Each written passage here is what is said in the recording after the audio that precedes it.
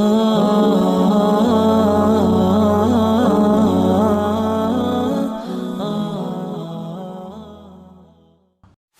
اللہ الرحمن الرحیم۔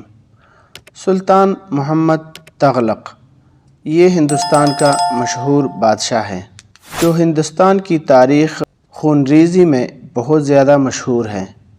ایک مرتبہ وہ صوفی بزرگ حضرت شیخ قطب الدین منور رحمۃ اللہ علیہ کے رہائش گاہ کے پاس سے گزرے۔ حضرت قطب الدین رحمۃ اللہ علیہ اپنی جگہ پر بیٹھے رہے اور ان کے استقبال کے لیے نہیں نکلے تو سلطان کو یہ بات بہت ناگوار گزری اور اس نے قطب الدین رحمۃ اللہ علیہ کو اپنے دربار میں باز پرس کے لیے طلب کر لیا۔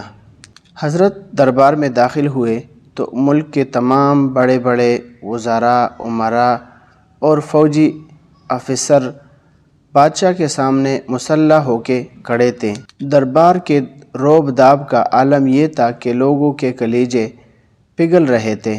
حضرت قطب الدین رحمۃ اللہ علیہ کے ساتھ ان کے نوعمر حضرت کے بیٹے نور الدین بھی موجود تھے۔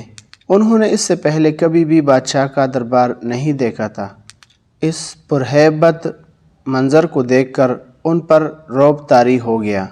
حضرت قطب الدین رحمۃ اللہ علیہ نے جب بیٹے کو مرعوب دیکھا تو فوراً ان سے کہا، زور سے کہا، العظمۃ للہ۔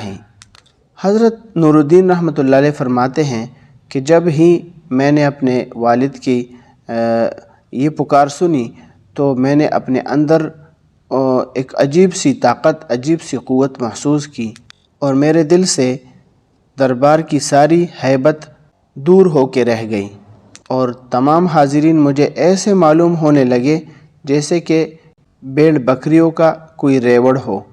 الارکان الاربعہ، صفحہ نمبر 37۔